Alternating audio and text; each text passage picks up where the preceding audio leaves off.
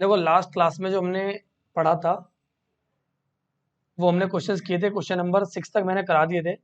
बाकी मैंने बोला था 7 से लेकर के आप आगे क्वेश्चन 12 13 तक आप कर सकते थे। क्या चीज? क्वेश्चन 4 प्रैक्टिस में दिए थे, ये नहीं दिए थे मैंने। हाँ तो इनको भी आप कर सकते, अगर आपने क्वेश्चन 4 प्रैक्टिस से कर लिए हैं बहुत अच्छी बात है। हाँ 10 तक कर लिए, 11 एंड 12 को मैंने मना मार्क कर दिया था कि ये नहीं करना है। एक्चुअल में ये क्वेश्चंस उन बच्चों के लिए है 11 12 वाले, और यहाँ 14 से इधर 14 से अगर मैं बात करता हूँ, क्यों रहा है भाई, ठीक है ना। मेरा 14 से लेकर के 17 तक के 4 क्वेश्चन, ये चारों क्वेश्चन भी अगर किसी स्टूडेंट के पास में बेसिक मैथ है तो बेटा वो इन क्वेश्चन को बिल्कुल भी भूल जाओ, ये उसके सिलेबस लायक के मतलब के है ही नहीं। जिस स्टूडेंट के पास में बेसिक मैथ है उनके लिए ये क्वेश्चन नहीं, ये क्वेश्चन है सिर्फ जिनके पास स्टैंडर्ड मैथ है। और टर्म 1 में मैं थोड़ा बहुत इनका ओवरव्यू दे दूंगा, हालांकि मुझे लगता है कि ये भी टर्म 1 में नहीं पूछे जाने वाले हैं। अभी हमें टर्म 1 में थोड़ा सिलेबस ज्यादा करना है तो हम इन क्वेश्चंस को रिवीजन टाइम के लिए रख लेते हैं। अभी मैं इनको नहीं करवा रहा हूँ, ठीक है। तो रिवीजन टाइम पे मैं ऐसे क्वेश्चंस आपको कराने वाला हूँ, तो उस टाइम पर हम इस टाइप के क्वेश्चंस कर भी लेंगे। तो अभी अगर किसी बच्चे को 11 12 ये यहाँ तक के 13 तक के क्वेश्चन में डाउट अगर आया है, या किसी को लगता है कि हमसे नहीं हो पाएगा, तो मुझे बता दो, मैं कराता हूँ। अदरवाइज मैं नेक्स्ट टॉपिक की तरफ मूव करूंगा।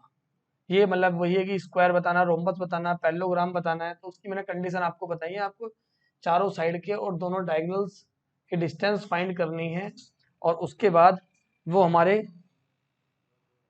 क्या को किस पैटर्न को फॉलो कर रहे हैं, चारों साइड इक्वल हैं या सिर्फ अपोजिट साइड्स इक्वल हैं। चारों साइड अगर इक्वल हैं तो वो रोम्बस और स्क्वायर हो सकता है, अगर अपोजिट साइड्स इक्वल हैं तो वो क्या है, पैरेललोग्राम और रेक्टेंगल हो सकता है। बेटा पीछे दोनों बच्चे, क्या दिक्कत है? कि तुम दोनों ही पीछे, तुम दोनों ही बोल रहा हूँ मैं इधर समझा रहा हूँ, तुम दोनों उधर लगे हुए हो। अगर कुछ बता रहा है तो ठीक है, मुझे बता दे, मैं इसको एक्सप्लेन कर दूंगा। तो अपना नुकसान ना कर भाई, ठीक है। तो ये चीज हमें, डायगोनल्स अगर इक्वल आते हैं तो रेक्टेंगल में रेक्टेंगल और स्क्वायर के डायगोनल्स इक्वल होते हैं, पैरेललोग्राम एंड रोम्बस के डायगोनल्स इक्वल नहीं होते हैं। ये चीज आपने याद रखनी है। चलिए अब मैं आपको स्टार्ट कराता हूँ सेक्शन फॉर्मूला। सेक्शन फॉर्मूले पर बेस्ड बहुत सारे क्वेश्चंस हैं। और क्या है सेक्शन फॉर्मूला, जरा मैं इसका आपको पहले मतलब समझाता हूँ कि कहाँ इसको यूज करना है। अभी मैंने असाइनमेंट प्रॉपर बनाया नहीं है, वरना सेक्शन फॉर्मूले का मैं लिख भी देता, इसका मतलब भी समझाता क्या है। देखिए सेक्शन फॉर्मूला क्या है। मैं एक स्ट्रेट लाइन बनाता हूँ, सपोज करो ये रही एक स्ट्रेट लाइन। एक स्ट्रेट लाइन को अगर मैं यहाँ पर एक पॉइंट मार्क कर देता हूँ, ये एक पॉइंट है, ये मैंने एक पॉइंट मार्क कर दिया, ये एक लाइन सेगमेंट है ए बी, और पी एक पॉइंट है जो इसे दो पार्ट में डिवाइड कर रहा है। अगर मैं यहाँ एक और पॉइंट ले लेता हूँ तो यहाँ क्यू हो जाएगा, पी और क्यू, ठीक है ना। यहाँ मैंने अगर क्यू भी ले लिया तो दो पॉइंट हो जाएंगे। तो ये क्या करें, इस लाइन को कुछ पार्ट में डिवाइड कर दे रहे हैं। तो देखो यहाँ क्या है, इस पॉइंट को, जो ये पॉइंट, इस पॉइंट को अगर मुझे ये दोनों पॉइंट दिए हुए हैं, ये दोनों दिए हुए हैं, तो इस पॉइंट को फाइंड करने के लिए इसको हम एक्स वाई ले लेंगे। ये मान लेते हैं हम x1 y1, ये x2, ये y2। अगर ये दोनों कोऑर्डिनेट आपको दिए हुए तो आप इस पॉइंट के कोऑर्डिनेट अगर आप जानना चाहते हो, अगर आप इस पॉइंट के कोऑर्डिनेट जानना चाहते हो तो कैसे कैसे फाइंड आउट करोगे। ये एक फॉर्मूला है, सेक्शन फॉर्मूला जिसको बोलते हैं, और उसके उसके हेल्प से आप इन दोनों पॉइंट्स को फाइंड कर लोगे। देखो जो ये पॉइंट है, इस लाइन को दो पार्ट में डिवाइड कर रहा है। इधर एक लाइन हो गई है, इधर एक, इधर मतलब एक सेगमेंट इधर हो गया है, एक पार्ट इधर हो गया है, एक पार्ट इधर हो गया है। तो इन दोनों के बीच में एक रेशो होगा कि नहीं होगा? इन दोनों के बीच में क्या होगा, एक रेशो होगा। रेशो कैसे, मतलब समझना जरा। जैसे भाई देखो ये लाइन है, अगर ये लाइन 10 सेंटीमीटर है, पूरी लाइन कितनी है, इधर कितना है 3 सेंटीमीटर, और इधर कितना है 7 सेंटीमीटर है। तो जो ये पॉइंट है इस लाइन को दो पार्ट में डिवाइड कर रहा है, एक तरफ 3 सेंटीमीटर, एक तरफ। तो अगर आप इनका रेशो देखते हो तो इस लाइन को 3:7 में डिवाइड कर रहा है। मान लेते हैं ये साइड, इधर साइड है 4 सेंटीमीटर, इधर साइड है कितनी, 6 सेंटीमीटर। तो ये इस लाइन को 2:3 में डिवाइड कर रहा है। आपको 2:3 का है तो 4:6 है। बेटा अगर 4:6 और 2:3 की मतलब बात एक ही होती है। इधर अगर दो हिस्से हैं तो इधर कितने हो जाएंगे, 3 हिस्से हो रहे होंगे। अगर आप इसको दो पार्ट डिवाइड करते हो तो इधर कितने हो रहे होंगे, ऐसे 3 पार्ट बन रहे होंगे। 2:3 में। तो ये एक रेशो होता है जो क्या करता है, एक लाइन को डिवाइड करता है। तो जिस रेशो में डिवाइड करता है उसको हम m1 m2 से नोट करेंगे, और जो ये पॉइंट होगा, जिस पॉइंट को हमें फाइंड करना चाहिए, ये वाला जो है ना पॉइंट ऑफ डिवीजन, जो इस लाइन को डिवाइड कर रहा है, इस पॉइंट को फाइंड करने का फॉर्मूला क्या है, तो इसको बोलते हैं सेक्शन फॉर्मूला। और क्या है सेक्शन फॉर्मूला, जरा इसको हमें याद रखना है, और जितने भी क्वेश्चंस होंगे हमारे इस पर बेस्ड, वो इस फॉर्मूले से होंगे। तो देखिए क्या है सेक्शन फॉर्मूला, इसको हिंदी में बोलते हैं विभाजन सूत्र।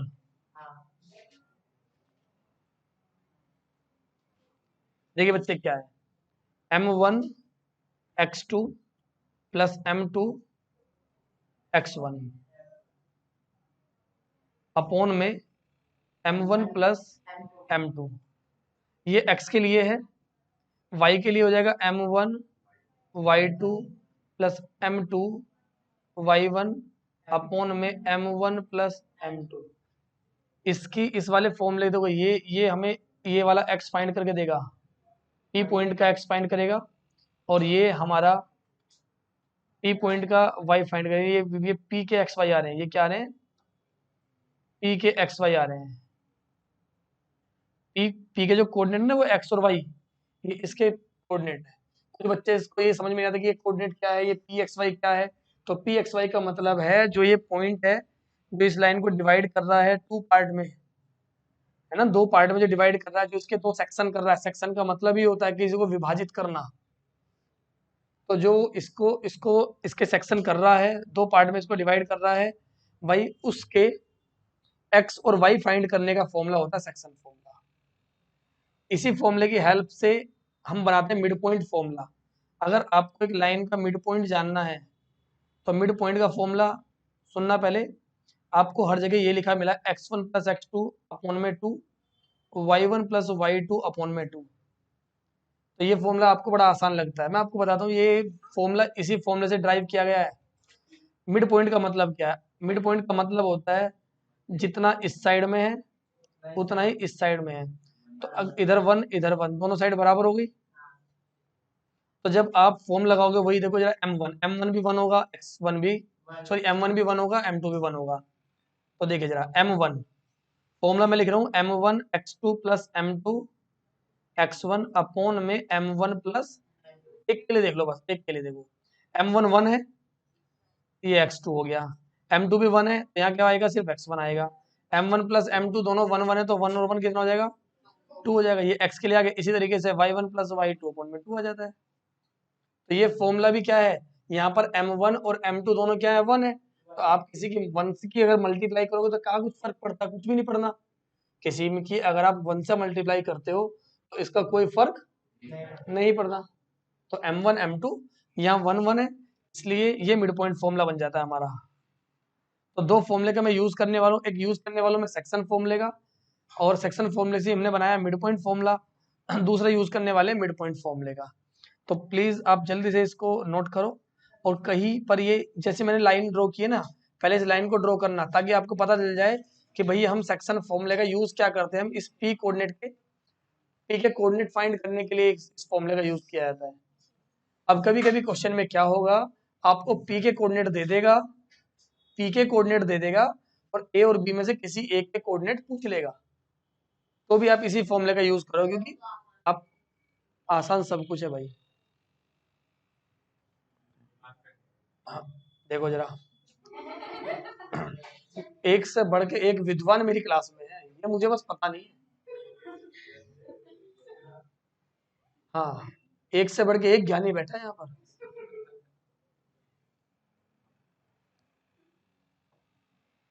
आगे बढ़े, चलिए क्वेश्चन देखो जरा।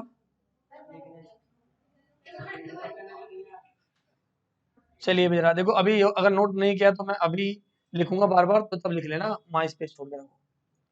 इतने एक चीज के लिए इतनी देर रुके रहेंगे, कैसे काम चलेगा। फाइंड द कोऑर्डिनेट्स, देखो आपको क्या करना है, फाइंड द कोऑर्डिनेट्स। कोऑर्डिनेट्स मतलब निर्देशांक ज्ञात करने ऑफ द पॉइंट, उस पॉइंट के विच डिवाइड द लाइन सेगमेंट, जो डिवाइड करता है लाइन सेगमेंट को, और लाइन सेगमेंट भी कौन से, जो joining the points in the ratio 2:3। जो इस लाइन को, एक लाइन सेगमेंट है, मैं फिगर ड्रॉ करके समझाने की कोशिश करूंगा, आप फिगर बनाओगे तो और भी अच्छा रहेगा। आप भी क्वेश्चन में फिगर बनाओगे तो अच्छा रहेगा। ये एक लाइन है ए बी, इनके कोऑर्डिनेट आपको देखो क्या बताए हैं, एक है -1 7 और दूसरे कोऑर्डिनेट बताए हैं 4 -3।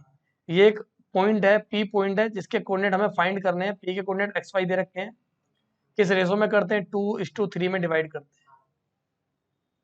अब आपसे कहता है क्वेश्चन कि भाई हमें इस पी के कोऑर्डिनेट बताओ, देखो ना, find the coordinate of the point, उस पॉइंट के कोऑर्डिनेट बताओ जो डिवाइड करता लाइन सेगमेंट को किस रेशो में, 2:3 में।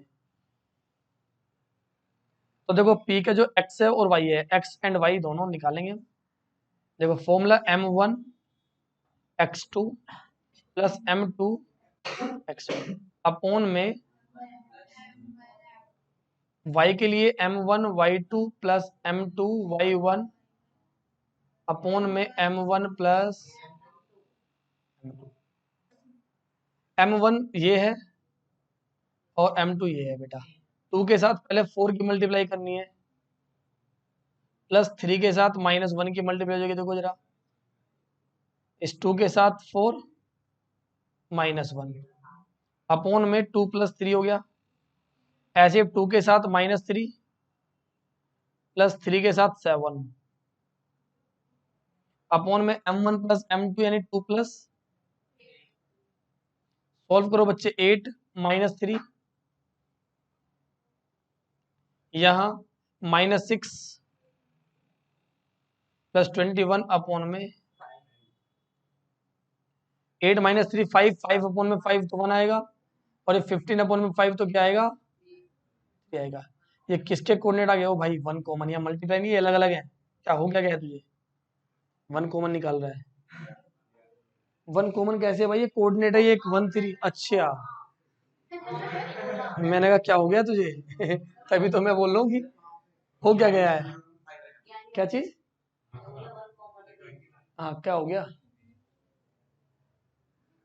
ये 21 है भाई, तुम्हें को क्या लग रहा था, ये ले बस, मैंने साफ साफ लिख देता हूँ।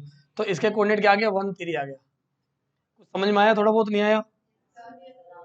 देखो द पॉइंट, अब जरा ध्यान दो, द पॉइंट 4 2, एक पॉइंट 4 2 जो डिवाइड करता है लाइन सेगमेंट को, ये रहा, in the ratio of 1:2।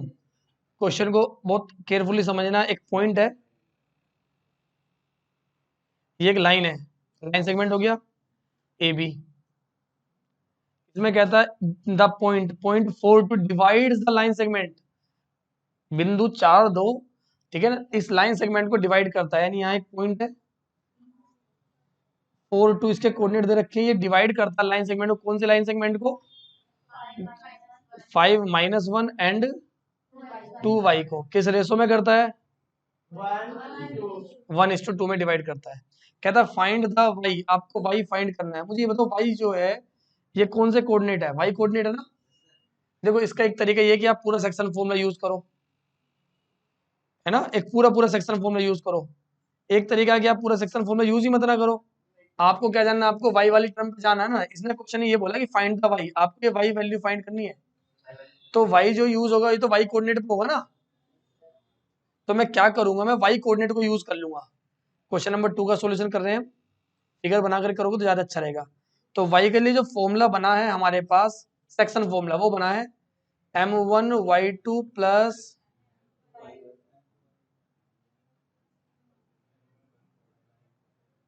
Upon में m1 प्लस m2 अपॉन में m1 प्लस m2, ये फॉर्मूला बना है हमारा किसका, y के लिए। अगर अगर यहाँ पर x वाली टर्म गायब होती तो मैं x वाला फॉर्म लगाता, पूरा फॉर्म लगाने की क्या जरूरत पड़ी है भाई। देखो y क्या है, इसमें ये y क्या है, ये 2 पुट कर देते हैं हम। m1 क्या है सबको पता है 1, y2 कितना है y, प्लस m2 क्या है 2, y1 क्या हो जाएगा -1 अपॉन में 1 + 2। इस 3 को इधर लेके जाओ, 6 is equal to y -2, and y की वैल्यू कितनी हो जाएगी, 6 + 2 8। अगर यहीं पर y पता होता और इसको मैं 5 की जगह पर x लिख देता, या 5 की जगह पे a लिख देता, a के जो ए का जो एक्स कोऑर्डिनेट वहां पे ए लिख देता, तो मैं क्या करता यहाँ पर एक्स वाला फॉर्मूला यूज करता। और अगर दोनों ही गायब होते, एक जगह ए एक जगह बी, तो मैं फिर पूरा फॉर्मूला यूज करता, फिर इक्वेट करके करते हम। क्लियर? इतनी बात समझ में आई कि फॉर्मूले का यूज कैसे करना है। चलिए इसके बाद क्वेश्चन नंबर 3 देखते हैं। क्वेश्चन नंबर 3 देखते हैं जरा। क्वेश्चन नंबर 3 में हमें क्या पता, what will be the value of Y, Y की वैल्यू क्या होगी इफ द पॉइंट, ये पॉइंट डिवाइड करता line segment joining the point in the ratio of 2:3। कुछ बच्चे इस क्वेश्चन को देख के डर जाएंगे कि यार यहाँ तो 23/5 लिखा हुआ है, भाई इसका यूज क्या है, इसका यूज क्या है, मुझे तो वहां जाना ही नहीं है। अरे मेरे तो वाई गायब है ना। Find the what will be the value of Y if the point, ये पॉइंट है जो डिवाइड कर रहा है इस लाइन को। मतलब आप अगर फिगर बनाने के लिए चलते हैं, हाँ तो मैं करा कर रहा हूँ, मैं तो उसे बता रहा हूँ। फिगर बनाने के लिए अगर हम चलते हैं, ये एक ए है, ये बी है, ए के कोऑर्डिनेट आपको दिए हुए हैं क्या 5 7, बी के कोऑर्डिनेट आपको दिए हुए हैं 4 5। किस रेशो में डिवाइड कर रहा है, एक पी पॉइंट है जिसके कोऑर्डिनेट आपको दिए हैं, एक वाई दिया हुआ है और एक 23/5। एक्चुअली मुझे 23/5 की जरूरत ही नहीं था, मुझे 23/5 की जरूरत नहीं, मुझे वाई फाइंड करना है। मैं सीधा क्वेश्चन में क्या करता, वाई का फॉर्म लगा दूंगा, वाई का फॉर्मूला यूज करेंगे और क्वेश्चन सॉल्व हो जाएगा। रेशो 2:3 था, तो लगता है क्वेश्चन खुद से हो सकता है। नेक्स्ट क्वेश्चन देखें तो, find the mid point of A B, है ना। किस क्या फाइंड करना है आपको, ए बी का मिड पॉइंट फाइंड करना है, जहां ए भी पता है, ए का भी पता है और बी का भी आपको पता है। यहाँ ए का भी पता है हमें और बी का भी पता है, और हमें क्या करना है, मिड पॉइंट फाइंड करना है। कैसे करेंगे भाई मिड पॉइंट फाइंड करने के लिए, क्या कोऑर्डिनेट दे रखे हैं, एक है -5 11 और दूसरा क्या है 7 3। तो मिड पॉइंट फॉर्मूला जो है, आप चाहो तो पहले लिख भी दो मिड पॉइंट फॉर्मूला क्वेश्चन की स्टार्टिंग में। Mid point formula x1 + x2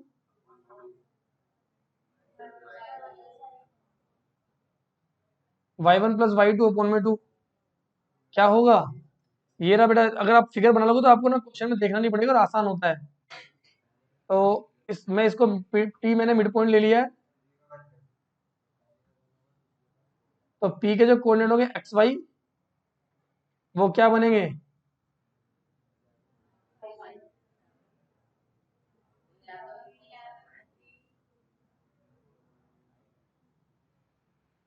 कितना हो गया 2/2 1 और 14/2। आप डायरेक्ट लिख सकते हो, ये नहीं कि आप इसको दिखाओ 2/2 कैंसिल करके दिखाने की जरूरत नहीं यार, इतना करने की जरूरत नहीं है। आप सीधा लिख सकते हैं भाई, ये क्या शॉर्ट, मतलब उसको टू से 2 कैंसिल करके दिखाना जरूरी है। मतलब इसमें क्या शॉर्टकट मारा आपने, 7 में से 5 गया 2/2, उसको आपने सीधा 1 लिख दिया है। इतना इतना वो नहीं है कि आपको यहाँ यहाँ 2 और 2 4, ये इतना क्यों कह रहे हो फिर, 2/2 कैसे आ गया, शॉर्टकट मारा तो यहाँ डंडे खींच के दिखा देना उसको। भाई ये शॉर्टकट कैसे मारा है, इसको भी दिखा क्या हो, पूरा सब कुछ देखा जाए तो ये है। कहीं आपने किसी को काट के दिखा दिया कि भाई अगर आपने 11 + 3 14/2 7 आपने लिखा, इसको 14/2, तो इसे डायरेक्ट क्यों लिख रहे हो, इसको आप दिखाओ ऐसे करके, देखो तो ये तक हमने करके दिखाया, हमें टेबल आता है। नहीं भाई, 10th क्लास के बच्चे हो, ये सब चीजें आपको अवॉइड करनी है, ठीक है। टाइम, वरना जो तुम कहते हो ना कि टाइम ही नहीं मिला, पूरा हो ही नहीं पाया, आता पेपर छूट गया, वो ऐसी बेवकूफी की वजह से छूटता है। जिस चीज को आपको पता है अगली बार ये आने वाला, आप फिर भी उसको घसीट रहे हो, नहीं नहीं, कभी टीचर ये कहे तूने करके नहीं दिखाया, उसके बाद इतना फालतू का टाइम नहीं है। वो खुद जाता फटाफट सॉल्व करे और आंसर निकाल के दे बच्चा, गुनाहबाग हमें नहीं देखनी। चलिए भाई, हाँ छाप देना, कोई बात नहीं। अरे हाँ छाप देना भाई, बोल तो ऐसे रहो जैसे कि तुम कभी नकल करके आते ही नहीं हो। हाँ हाँ कर देना, बोल तो रहे हैं भाई। ठीक है, अब ये मत ना कहना कि सर क्वेश्चन लिखे उसके बाद लास्ट आंसर लिख दे तो चलेगा। हाँ ठीक है, ये बेहुदा बात थी, इसका कुछ नहीं है मेरे पास जवाब। कुछ क्वेश्चन के जवाब ही नहीं बने। हाँ भाई कुछ क्वेश्चन के जवाब ही नहीं बने, बेसिक क्वेश्चन। अगर आप ये कह लोगे कि क्रिकेट क्रिकेट में क्या कहते हैं, 3 स्टंप्स ही क्यों है, पहले मुझे बताओ फिर मैं खेलूंगा। भाई भाई बनता तो लॉजिक है, क्वेश्चन तो पुट अप कर सकते हो ना। एक ओवर में 6 बॉल रखी, पहले 6 का रीजन बताओ तब मैं खेलूंगा। तो भाई एक काम कर, मत खेल। तू मत खेल, खेल 135 करोड़ जनसंख्या है हमारे देश की, और है बहुत सारे खेलने वाले। चलो, द मिड पॉइंट, प्लीज वापस आ जाओ कॉन्सेप्ट पे, क्वेश्चन पे, सॉरी। ओ भाई भटक मत ना। The mid point of a line segment is 5 8, mid point है 5 8। If one and point is 3 5, एक एंड पॉइंट 3 5 दिया, find the second and point. दूसरा शीर्ष बिंदु बताओ। एक लाइन है जिसका मध्य बिंदु आपको दिया हुआ है 5 8, और इसका एक एंड पॉइंट दिया हुआ है, और फिर कहता है कि आपको क्या करना है, इसका सेकंड एंड पॉइंट बताना। जैसे कि लाइन है, यहाँ ए है, चाहे तो आप ए भी ले लो चाहे पी क्यू ले लो, जो आपको मन करे। देखो ये एक दे रखा है 3 5, ये मुझे नहीं दिया, ये मेरे से पूछ रहा है, मैंने इसको मान लिया क्या, ये एक्स वाई। ये मुझे मिड पॉइंट दिया है, ठीक है ना, पी। इसका क्या है, ये आपको दिया 5 8, कहता है कि एक्स और वाई बताने हैं आपने। ये तो बोला कोऑर्डिनेट ऑफ बी के कोऑर्डिनेट बताने हैं। आप लिख दो पहले, मिड पॉइंट फॉर्मूला ये है। क्वेश्चन करने से पहले बताओ मिड पॉइंट फॉर्मूला ये है, हम इस फॉर्मूले का यूज करने वाले हैं, जो कि क्या, x1 प्लस x2 अपॉन में 2, y1 प्लस y2 अपॉन में 2। कैसे करेंगे तो भाई देखो जरा, 3 + x अपॉन में 2 इज इक्वल टू 5 हो जाएगा, और 5 + y अपॉन में 2 क्या हो जाएगा, 8 हो जाएगा। x के लिए y के लिए दोनों के लिए कर दिया हमने। अब जरा सोल्व करेंगे तो x की वैल्यू आ जाएगी 10 - 3 7, y के लिए वैल्यू आ जाएगी 16। हाँ आपको बहुत कम शॉर्ट करना, तो आप ऐसे तो 5 + y = 16, और y की वैल्यू आ गई 11। यार इतना आप कर सकते हो, ये नहीं कि सर -5 करके उधर नहीं दिखाया टीचर काट देंगे, ऐसा नहीं होता है। ठीक है ना, एक बार जरा इसको नोट करो।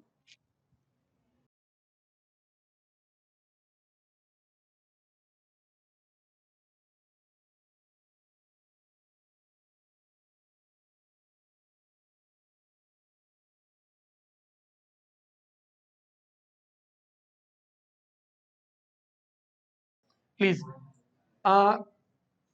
Question number 6, find the ratio. बेटा अब देखो जरा, ये क्वेश्चन आया रेशो वाले क्वेश्चन। देखो अभी तक मैंने फाइंड किए थे मिड पॉइंट वाले क्वेश्चन किए थे, और दूसरा मैंने वो पॉइंट फाइंड करने के लिए किए थे, कि वही वो जो पॉइंट है जो इस रेशो में डिवाइड करता है, या एक्स वाई के कोऑर्डिनेट के बारे में बात की थी। अब अगला क्वेश्चन है फाइंड द रेशो। जब भी देखो क्वेश्चन समझना भाई, बहुत ढंग से सुन ले और दूसरे को डिस्टर्ब ना कर। जब भी कभी क्वेश्चन में आपसे कहे कि find the ratio, determine the ratio, जब रेशो फाइंड करने के लिए आएगा, तो एक चीज को आपको रट लेना, late the ratio be k:1, माना अनुपात जो है k:1 है। आपको ये बुक में m1 m2 लेट करते हुए मिलेगा, एनसीईआरटी इसको लेट कर रही है क्वेश्चन की, late the ratio B m1:m2। नहीं देखो, मैं आपको क्वेश्चन लेट करके बता रहा हूँ, k:1 आपको लेट करना है, माना अनुपात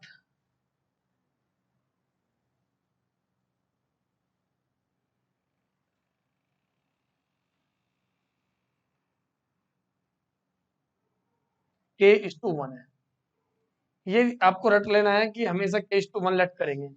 चलिए अब जरा क्वेश्चन पढ़ते हैं, फाइंड द रेशो। उस रेशो को फाइंड करो जो इन दोनों पॉइंट को डिवाइड, किस रेशो में ये इन दोनों पॉइंट को डिवाइड करता है, ये point -16। Find the ratio in which the join of points, इन दोनों पॉइंट के जोइन को किस रेशो में डिवाइड कर, जिस रेशो में डिवाइड करता है वो रेशो फाइंड करो। कौन सा पॉइंट डिवाइड करता है बेटा? -1 6। फिगर में ड्रॉ करने की कोशिश करता हूं कि ये एक पॉइंट है,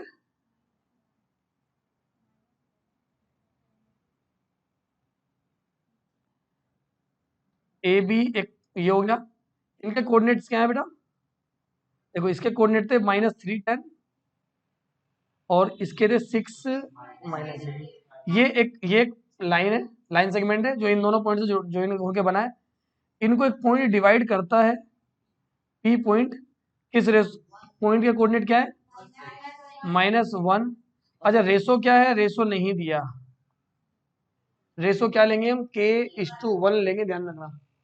क्या लेट करेंगे बेटा? k:1। अब देखो पिछले क्वेश्चन में, अभी जो हमने पहले क्वेश्चन किए उनमें और इसमें कोई ज्यादा फर्क नहीं है।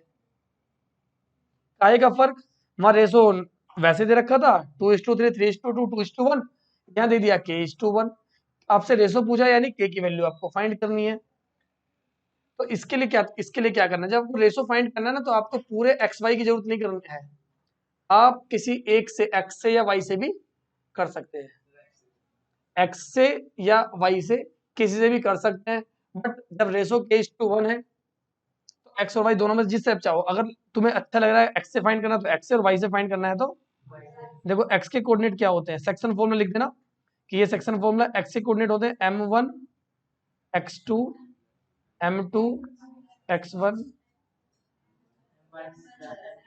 m1 plus m2। ये उधर वाला स्विच बंद कर देना भाई, या दोनों स्विच बंद कर देना, कोई दिक्कत नहीं। तो देखो ये रहा x -1 is equal to m1 क्या है बेटा? k into 6 plus 1 into -3 upon में k+1। अब इस k+1 को इधर लेके जाओगे तो -k-1 हो जाएगा, क्योंकि -1 से मल्टीप्लाई हो रही है। 6k -3, दोनों k को एक तरफ कर लेते हैं, -k -6k माइनस से माइनस कैंसिल हो गया। k is equal to 2 upon में 7। तो रेशो इज 2:7। ये जो अनुपात है वो क्या है? 2:7। क्या चीज? हाँ नोट करने लायक है तो कर लो भाई, नोट में लग रहा है तो।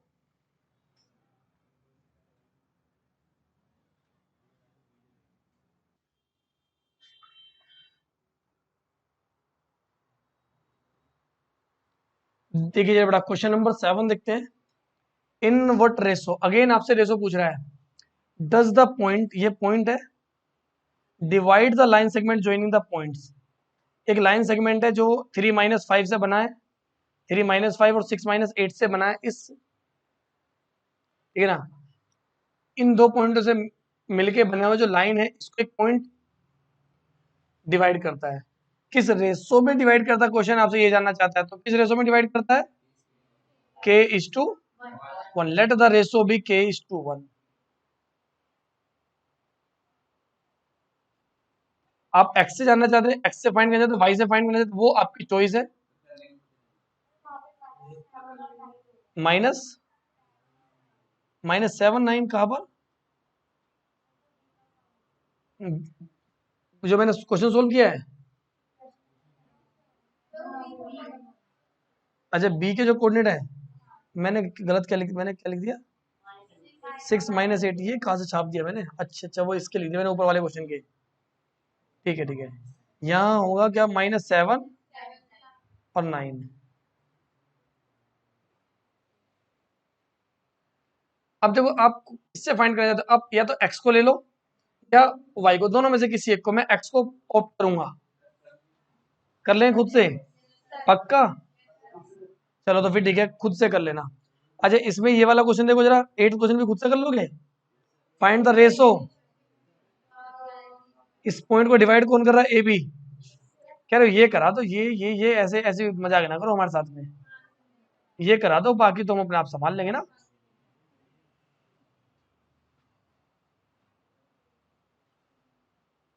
या कोई बच्चा कह रहा नहीं नहीं इसको तो हम ही करके करेंगे, ऐसा ना समझो हमें। देखो ये कोऑर्डिनेट है ए प्लस बी प्लस ए,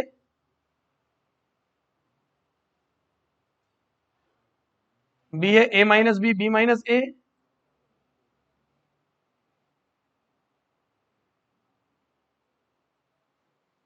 और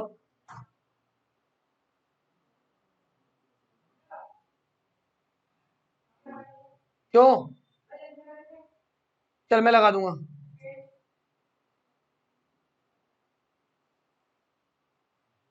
इसके कोऑर्डिनेट क्या है? A B. इसके कोऑर्डिनेट है ए बी, ठीक है। चलिए भाई जरा अब करते हैं, कैसे फाइंड करेंगे? वही देखो, ये रेशो क्या लेना है हमने? अगेन k:1 लेना है। क्वेश्चन नंबर 8 है ये, जरा समझना बहुत अच्छे से, इसको मैं समझाता हूँ। अगेन आप किसी एक एक को ले लो, या तो ए को ले लो, या यानी एक्स वाले को, या बी वाले वाई वाले को लो। मैं चलो एक्स को लेके चल रहा हूँ, वही formula m1 x2 plus m2 x के कोऑर्डिनेट क्या है? ए, यानी पी के जो एक्स है वो ए है, m1 ये 1 के हो गया, और के साथ मल्टीप्लाई होगी ए माइनस बी की, प्लस 1 इसके साथ मल्टीप्लाई होगी ए प्लस बी की, अपॉन में